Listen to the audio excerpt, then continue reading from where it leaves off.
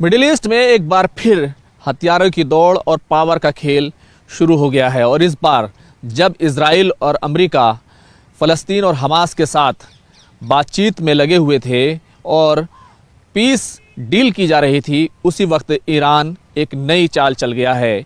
Iran ने एक ऐसी चाल चली है जिससे इजराइल और अमेरिका के लिए बड़ी परेशानी पैदा हो गई है और ख़ास तौर से इजराइल की नींद जो है वो उड़ने वाली है। क्या है पूरी खबर, इस पूरी खबर पर बात करेंगे। मैं हूं खुर्रम शहजाद और आप देख रहे हैं न्यूज़ 18 का डिजिटल प्लेटफॉर्म और मेरे साथ हैं मेरे कैमरामैन चंदन पटवाल।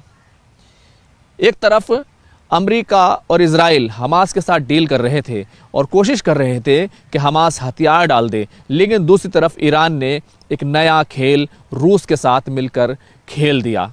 खबर यह है कि रूस के कई कार्गो प्लेन ईरान में लैंड हुए हैं और कई ऐसी सैटेलाइट तस्वीरें सामने आई हैं जिससे ये साफ है कि हैवी मशीनरी डिफेंस की जो हथियार हैं, जो लड़ाकू विमान हैं, उनको लेकर कुछ बड़ा जो है वो हो रहा है।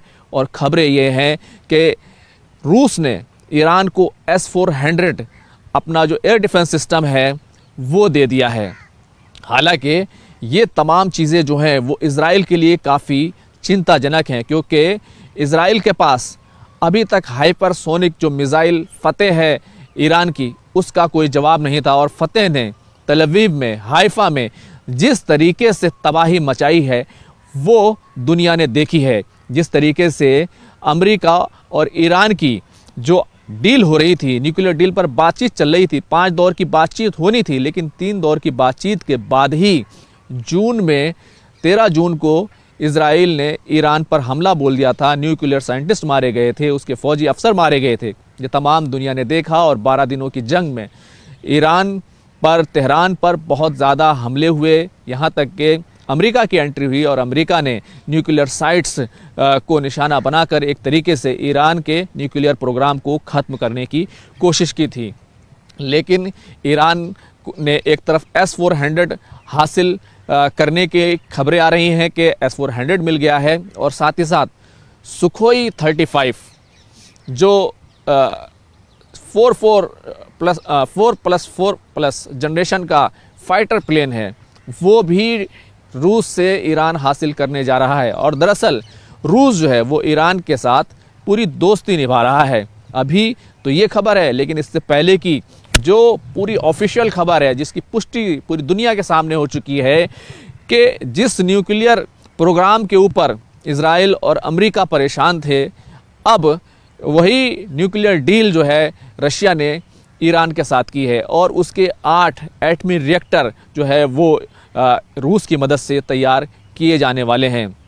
ये पूरी खबरें जो है ईरान से साफ तौर पर आई है। जो एटॉमिक एनर्जी का ईरान का प्रोग्राम है, मोहम्मद इस्लामी, उनकी तरफ से इस बात की पुष्टि की गई है कि हम जो ये पूरे जो न्यूक्लियर प्लांट हैं वो हम बनाने जा रहे हैं।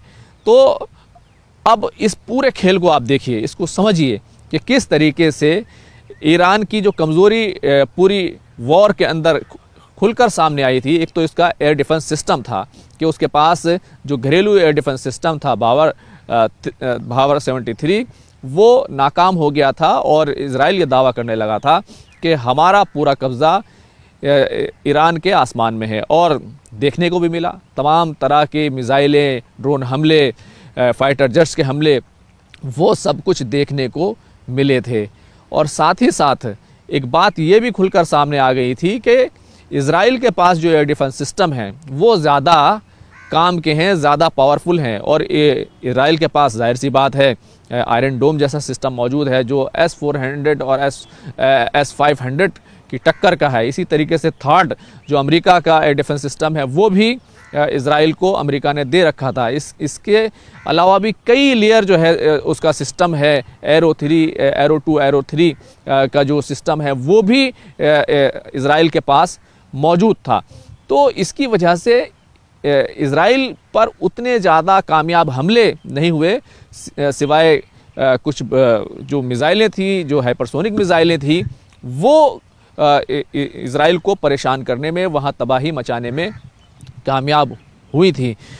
तो ईरान ने एक बड़ा खेल जो है इधर से रच दिया है। हालांकि अभी देखें तो रशिया जो है वो इस पूरे मामले में की प्लेयर है। इससे पहले आपको मालूम है जिस तरीके से चाइना ने ईरान की मदद की थी और J-10 विमान जो है देने का सौदा किया था।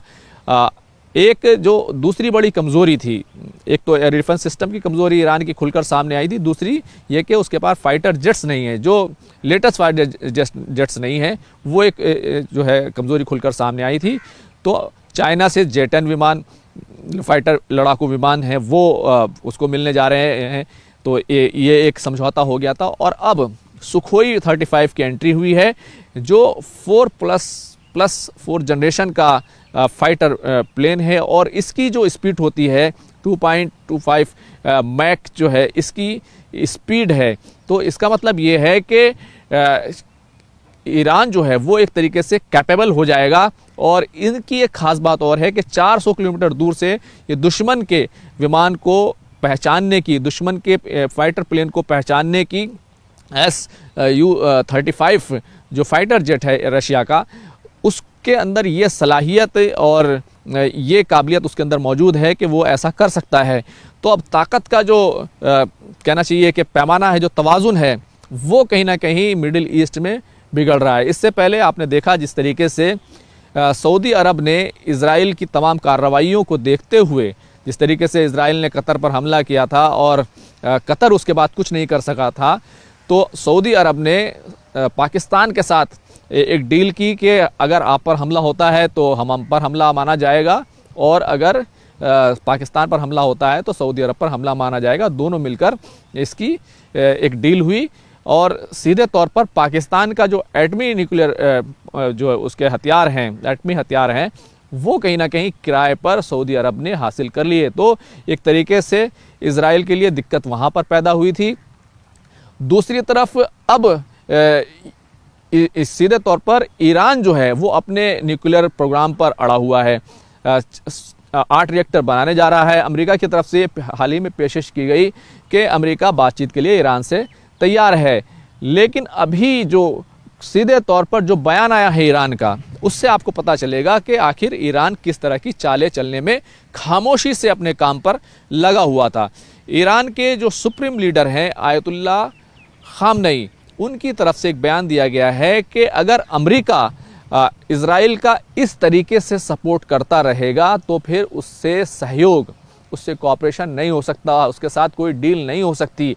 हालांकि अब अगर आप देखें तो इज़राइल माफ़ कीजिएगा, ईरान जो है वो पूरी तरीके से पाबंदियों में जकड़ा हुआ है। यहाँ तक कि जो भारत जिस बंदरगाह को, चाबहार को डेवलप कर रहा था, उसको अभी 6 महीने की छूट मिली है, वरना उसको भी एक तरीके से उस पर भी तमाम पाबंदियाँ, तमाम रिस्ट्रिक्शंस लगा दिए गए थे और ईरान से तेल खरीदना, उसके साथ बिज़नेस करना, ये काफ़ी मुश्किल हो गया था। तो जिस तरीके से ईरान ने कहा कि हम अपना सिविलियन परमाणु जो न्यूक्लियर प्रोग्राम है उसको जारी रखेंगे, लेकिन यूरोप और अमेरिका का इल्ज़ाम है कि ईरान अपना जो बम बनाने का, न्यूक्लियर बम बनाने का कार्यक्रम है, वो उसको आगे बढ़ा रहा है। यही वजह है कि अमेरिका ने फोर्डो में अपना जो बम है उसको गिराकर वहाँ के न्यूक्लियर प्रोग्राम को ख़त्म करने की कोशिश की थी। लेकिन खबरें ये भी आ गई थी कि ईरान ने पहले ही वहाँ से अपने तमाम जो यूरेनियम इनरिच करने की मशीनरी है या इनरिच यूरेनियम है, उसको वहाँ से हटा लिया था और ईरान कभी भी परमाणु जो बम है वो उसको बनाने में कामयाब हो सकता है। क्योंकि अगर देखें तो खबरें इस तरह की आई थी जिसके बाद ये सब कुछ हुआ था कि ईरान ने अपना जो यूरेनियम है वो लगभग 60% तक इनरिच कर लिया है। 90% तक अगर यूरेनियम इनरिच हो जाता है तो फिर परमाणु हथियार बन सकता है। जबकि सिविलियन एनर्जी के लिए अगर बिजली बनानी है, उसके लिए अगर आप यूरेनियम इनरिच करते हैं तो आपको 3-4% पर यूरेनियम से आपको बिजली बना सकते हैं आपको। ईरान का कहना यह है कि हमें ये जो 8 रिएक्टर हम बनाने जा रहे हैं, इससे हमें लगभग 20,000 किलोवाट बिजली जो है हमें उसका फ़ायदा होगा। लेकिन अगर आप देखें, इस पूरे खेल को देखें तो रशिया इसमें की प्लेयर बनकर निकल कर सामने आ रहा है। एक तरफ S-400 के ज़रिए से एयर डिफेंस सिस्टम दे दिया है, तो अब सीधे तौर पर जो न्यूक्लियर साइट्स हैं ईरान, जहाँ पर जैसे अस्फहान का शहर है, नताज का शहर है, बुशहर का शहर है, तो ये जो तमाम शहर हैं जहाँ पर न्यूक्लियर साइट्स मौजूद है, वहाँ पर इन एयर डिफेंस सिस्टम को तैनात कर दिया जाएगा। अगर वहाँ पर हमला होता है तो हमला करना आसान नहीं होगा। और S-400 कितना मजबूत एयर डिफेंस सिस्टम है, इसका अंदाज़ा इस बात से लगा सकते हैं कि जब तुर्की S-400 ले रहा था तो अमेरिका ने कहा था कि आप उससे मत लीजिए, बल्कि हमारा थर्ड सिस्टम लीजिए, लेकिन तुर्की ने कहा था नहीं, हमें S-400 चाहिए। और S-400 जो सिस्टम है उसको लेकर अमेरिका और तुर्की के ताल्लुकात ख़राब हो गए थे। हालांकि बाद में धीरे धीरे वो ताल्लुकात काफ़ी बेहतर हो गए, लेकिन उस वक्त रजब तैयब एर्दोगान और जो उस वक्त के अमेरिकी राष्ट्रपति थे बाइडन, उनके साथ ये ताल्लुकात जो है वो काफ़ी ख़राब हो गए थे। और अब डोनाल्ड ट्रंप इस पूरे मामले में कहीं ना कहीं उनके लिए एक मुश्किल जो है, रणनीतिक मुश्किल पैदा होने वाली है।